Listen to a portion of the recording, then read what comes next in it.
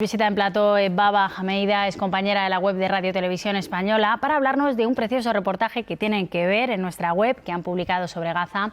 El protagonista es un periodista gazatí y el título es La vida de Jibril, diario de un testigo incómodo de la guerra en Gaza. Así se titula este reportaje. Bienvenida, Baba, ¿cómo estás? Hola, ¿qué tal? Buenas tardes. Bueno, vamos a ver, cuéntanos, ¿quién es Jibril? Jibril Aboukmil es un periodista freelance, tiene 41 años, trabaja para varios medios internacionales desde Gaza. Él nació y vive en Gaza y sobre todo es un testigo incómodo en la franja, ¿no?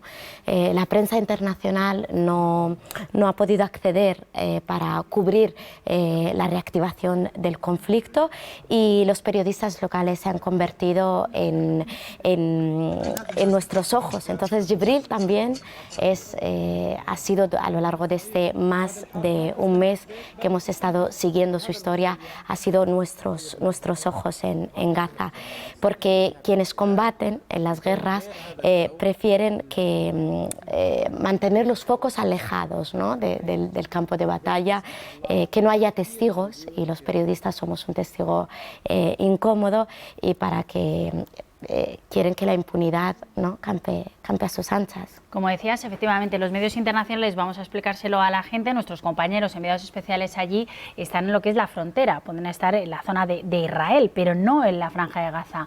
Ahí están informando periodistas locales gazatíes que tienen una doble preocupación: informar, hacer su trabajo, pero además sobrevivir y cuidar de sus familias. ¿Cómo llegáis a contactar con este periodista y seguir su historia? Porque sé que la comunicación es, cuando Internet lo permite, muy fluida, ¿no? La semilla surge de un reportaje que quisimos hacer a los pocos días del 7 de octubre, cuando después del sangriento atentado de Hamas en Israel y el comienzo, ¿no? de la ofensiva israelí sobre Gaza.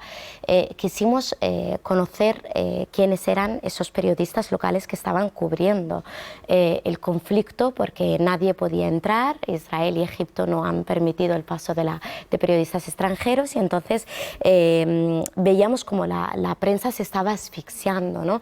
No paraban de llegarnos noticias alarmantes sobre cómo estaban muriendo casi a diario periodistas, sobre todo los primeros días. Recordamos 55 periodistas han muerto, ¿no? En 7 semanas, cuando en todo el año pasado, en todo el mundo, fueron 57, ¿eh? No, los datos son alarmantes. Entonces contactamos con Jibril, contamos su historia, pero claro, al terminar y al publicar ese reportaje, yo me quedé como preguntándole cada día por cómo estaba. Él siempre contestaba Alhamdulillah, gracias a Dios, y poco a poco pues me creaba también una curiosidad saber pues cómo lo estás haciendo, Entonces me ha ido mandando vídeos, fotos de su trabajo diario, mensajes de textos, me contaba sus preocupaciones, y al cabo de unos días me di cuenta que teníamos un material increíble y que realmente era una historia de vida sobre Gaza, que él estaba siendo el rostro de la guerra en Gaza. Entonces lo planteamos a los compañeros de datos, de narrativas visuales. Porque es una nueva forma de contar historias, es una nueva narrativa, por eso se la recomendamos, lo tienen que ver en nuestra web, y un trabajo en equipo. Claro, porque por ejemplo el compañero Jaime Gutiérrez, que es un genio, él pues me ayudó mucho a ponerle forma, ¿no? a toda esta información y a todo este material que teníamos, porque además es navegar en la web, pero también ver sus vídeos, verle a él, ver sus fotos, ver los mapas, ver las calles de las que nos habla, y nos ha ayudado a recorrer Gaza. Hemos recorrido Gaza a lo largo de este mes. Bueno, es un privilegio, con este periodista gazatí, además que al principio quería quedarse en el norte de la franja, finalmente se ha trasladado con su familia al sur.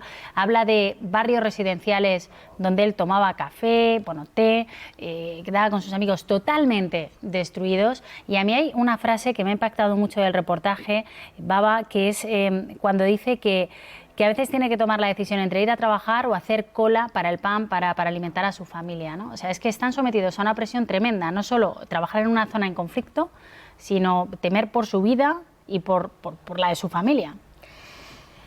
La situación que están viviendo es realmente complicada, ¿no? Y por eso también se les ha tildado como los héroes, ¿no? de esta guerra, porque al final ellos y ellas tienen que calmar a sus hijos por las noches, tranquilizarles ante el incesante sonido de los bombardeos.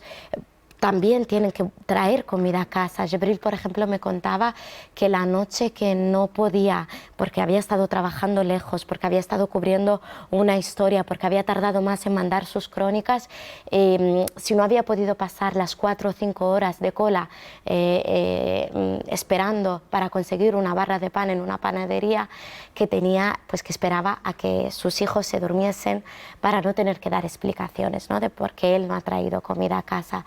Él mismo nos decía que había días que solo tenía acceso a una comida al día, ¿no? La situación humanitaria, lo han dicho las Naciones Unidas, lo hemos contado, es realmente complicada y claro, y todo eso a ellos les afecta. Están contando su guerra, la guerra de su familia, la guerra de su pueblo, la guerra de su gente al final. Este testigo directo, porque claro, su caso lo personalizamos en él, pero es el de muchos, o sea, él realmente está representando a muchos periodistas gazatíes o a muchos gazatíes en general. Parte de su casa quedó destruida. Él mismo, en uno de esos mensajes que intercambia contigo y con el equipo de la web, insiste mucho en hoy he sobrevivido porque realmente la muerte pasa muy cerca, ¿no? La muerte, él decía que incluso nos llegaba a decir que iba a morir, ¿no? Había casos, justo la noche antes de la tregua nos mandó un mensaje con que habían bombardeado un edificio donde estaba trabajando, donde estaba cubriendo una historia sobre el frío, ¿no? Que también esos días más fríos en la franja. Luego, fue muy impactante también porque él en todos los vídeos nos mandaba su voz y nos iba contando, nos cuenta un poco lo que estaba haciendo, lo que estaba pasando, lo que estaba viendo. Pero hubo un día que nos manda un vídeo sin voz. Y después su mensaje es: este vídeo es mi casa construida, ¿no? Y me explicaba luego por teléfono, que le llamé, me decía que no pasa nada, que las llaves las tiene en el bolsillo y que se suman a ese baúl de los recuerdos, ¿no? de las casas que tuvieron que abandonar sus padres y muchos palestinos, 700.000 personas en 1948, ¿no? En la famosa Nakba.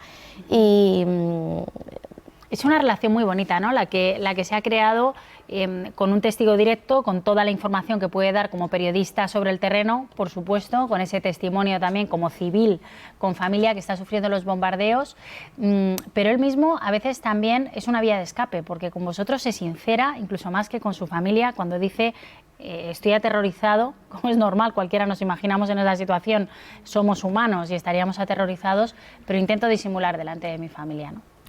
Sí, porque además él también está muy implicado con todo el tema de la libertad de prensa, forma parte del sindicato palestino de periodistas, y entonces él nos ha ido dando también mucha información y claro que sí, que para él también contarnos a nosotros la guerra era contar todos los aspectos de la guerra, y aunque muchas veces intentaba ser fuerte, ¿no? o mandarnos solo determinadas imágenes o vídeos, pero algunas veces sí que se notaba que caía, ¿no? y mostraba su lado más débil. Hasta aquí esta entrevista. Yo creo que lo mejor que podemos recomendar a nuestra audiencia es que se metan a la web de Radio Televisión Española. Además, en la portada aparece ya esta historia, una nueva narrativa, una forma diferente de contarles las noticias, con un testigo directo, con sus propios mensajes, vídeos y audios, que creo que es muy interesante. Enhorabuena de verdad por la labor de todo el equipo. Baba Hameida, gracias. Y de nuestra parte también le mandas un abrazo a él y a su familia. Muchas ¿de acuerdo? gracias. Gracias por venir.